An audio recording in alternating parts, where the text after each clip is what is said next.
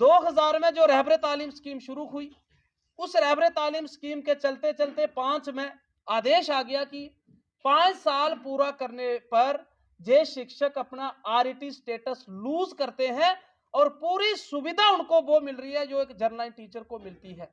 लेकिन फिर भी अभी 20 साल पूरा होने पर भी कोई तबादला नीति सरकार नहीं ला। इतने हमारे स्कूल स्पेसिफिक सब्जेक्ट के लेक्चरर्स नहीं है, किसने काम करना है?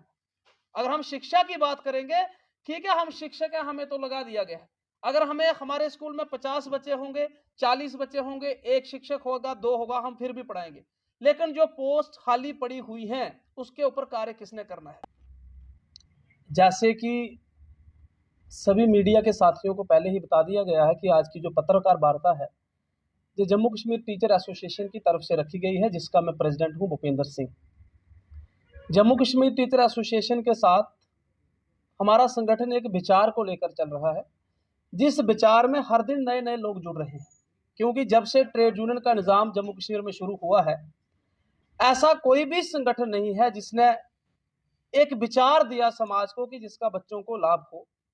और हमने इस संगठन को जैसे हमने ये शुरू किया, हमने उसी समय इसमें 5 कंसेप्ट रखे, 5 विषय के जिसका बच्चों को लाभ हो, जिसमें character building, environment education, management education, education in a mother tongue, teachers education. हम सारे चाहते हैं कि हमारे बच्चे पढ़े लिखें, लेकिन आज अगर हम देख रहे हैं हमारे देश में करप्शन, हमारे देश में ऐसी चीजें समाज में हो रही हैं, तो कहीं ना कहीं विद्यार्थी का पढ़ाई के साथ साथ उसका चरित्र डेवलप हो, इस कार्यरत हम लोग कार्य कर रहे हैं।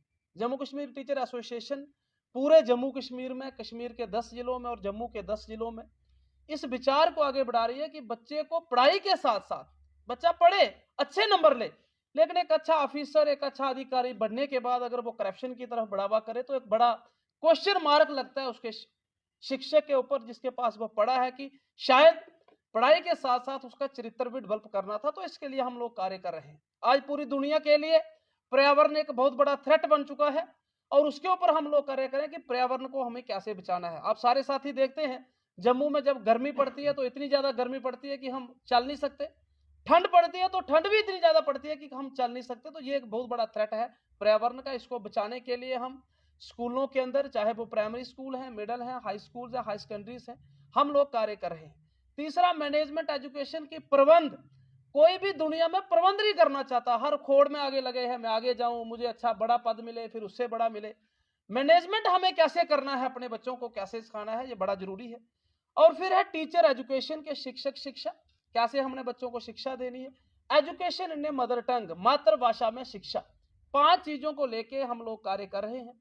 और मैं आपके मीडिया के माध्यम से ये कहना चाहूंगा, हमारे साथ जहां अधिकारी, चाहे वो जोनल अधिकारी हैं, चाहे वो जिला अधिकारी हैं, चाहे हमारे डायरेक्टर्स हैं, हम जब भी किसी को मिलते हैं तो हमारी यही उनसे अपील रहती है कि इसको लेके हम कार्य कर रहे हैं और आप भी हमारा इसमें तावन दें, ताकि पढ़ाई के साथ साथ जम्मू कश्मीर के बच्चे अच्छे बने, उनका चरित्र अच्छा हो, वो पर्यावरण के बारे में अच्छा सोचें, वो मैनेजमेंट के बारे में अच्छा सोचें, एक अच्छा परिवार, एक अच्छा जम्मू कश्मीर बने। इसके साथ साथ जो हमारी समस्याएं रुकी पड़ी हैं, कुर्सियों में बैठे हुए, जैसे मैंने पहले कहा, हमें नियुक्त किया गया है बच्चों को पढ़ाने के लिए, लेकिन हमारा जो विजन जो पूरे जम्मू कश्मीर के 20 जिलों के लोगों ने मिलकर बनाया है वो मैंने आपके सामने रखा। लेकिन इसके साथ जो कुर्सियों में बैठे हुए लोग हैं उनको भी बिना देरी के, चाहे टीचर्स की, चाहे lecturers, masters, principal, JDO, CEO की समस्याओं का निपटारा शीघ्र करना चाहिए। आज बड़े दुख की बात होती है जब सोशल मीडिया में ये वायरल होता है कि इतने हमारे हाई स्कूल्स हेड मास्टर्स के बगैर हैं, इतने हमारे स्कूल्स मास्टर्स के बगैर हैं, इतने हमारे स्कूल्स स्पेसिफिक सब्जेक्ट के लेक्चरर्स नहीं है। किसने काम करना है? अगर हम शिक्षा की बात करेंगे, ठीक है, हम शिक्षक हैं, हमें तो लगा दिया गया है। अगर हमें हमारे स्कूल में 50 बच्चे होंगे, 40 बच्चे होंगे, एक शिक्षक होगा, 2 होगा, हम फिर भी पढ़ाएंगे। लेकिन जो पोस्ट खाली पड़ी हुई हैं उसके ऊपर कार्य किसने करना है? जहां सरकार बनी है नई नई, हम सरकार से कहना चाहते हैं कि आप मेहरबानी करके एक बड़ी शीघ्र बैठक लीजिए इसकी, और पूरे अधिकारियों को बुलाए, अगर जो एसोसिएशन के अलग अलग लोग हैं उनको भी बिठाएं। एक चिंता का विषय है, क्योंकि वही देश आगे बढ़ेगा जो पढ़ेगा। और जहां ऐसे स्कूल्स हैं जहां 100 बच्चे हैं, 3 टीचर हैं, और ऐसे भी स्कूल हैं जहां थोड़े बच्चे हैं, ज्यादा टीचर हैं, तो एक चिंता का विषय है सरकार के लिए, सरकार को चाहिए कि जितने भी पोस्ट खाली पड़ी हुई हैं, जैसे मैंने पहले कहा, उनको शीघ्र भरा जाए। इसके साथ 2000 में जो रहबरे तालीम स्कीम शुरू हुई, उस रहबरे तालीम स्कीम के चलते चलते 5 में आदेश आ गया कि 5 साल पूरा करने पर जे शिक्षक अपना आरईटी स्टेटस लूज करते हैं और पूरी सुविधा उनको वो मिल रही है जो एक जर्नल टीचर को मिलती है। लेकिन फिर भी अभी 20 साल पूरा होने पर भी कोई तबादला नीति सरकार नहीं ला रही है उनके लिए। आज हमारी बहनें, अगर एक ही रियासी में अगर हमारी कोई बहन लगी है, उसकी शादी जम्मू में हो जाती है, तो उसकी तबादला नीति नहीं सरकार कर पा रही है। सरकारें इसके लिए लोग चुनते हैं, सरकारें इसके लिए आती है कि अच्छे एक ठोस नीति बने समाज के साथ साथ शिक्षा क्षेत्र में जुड़े लोगों से। तो मैं अपील करना चाहूंगा कि जो हजारों शिक्षक जो आरईटी स्कीम के तहत लगे हुए थे, उनके लिए तबादला नीति लाए। तबादला नीति इसलिए भी जरूरी है कि बच्चों को उसका फायदा हो। आप देख रहे हैं पिछले दिनों सोशल मीडिया में भी वायरल होता है कि रैशनलाइज किया जाता है उन टीचर्स को।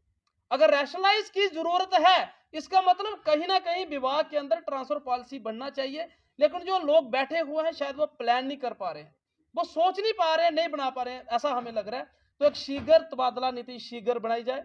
5 साल जो हमने दिए एज आरईटी, 1500-1000 रुपया हमें मिलता था, हम चाहते हैं कि उसको भी हमारे सर्विस रिकॉर्ड में शामिल किया जाए। सरकार को चाहिए कि उसके बारे में भी कोई आदेश, जहां सरकार बनी है, हम अपील करना चाहेंगे कि वो भी, उसका भी आदेश एक जारी होना चाहिए। और जो रुकी पड़ी फाइल्स डायरेक्टरेट ऑफिस में, चाहे वो डायरेक्टर जम्मू में है, चाहे डायरेक्टर कश्मीर में है, चाहे वो सीयू ऑफिस में है, चाहे किसी की टाइम बाउंड है, चाहे किसी की म्यूचुअल है, ये छोटे मोटे काम होने चाहिए। आजकल डिजिटल जमाना है और मैं आपके माध्यम से ये भी अपील करना चाहूंगा सरकार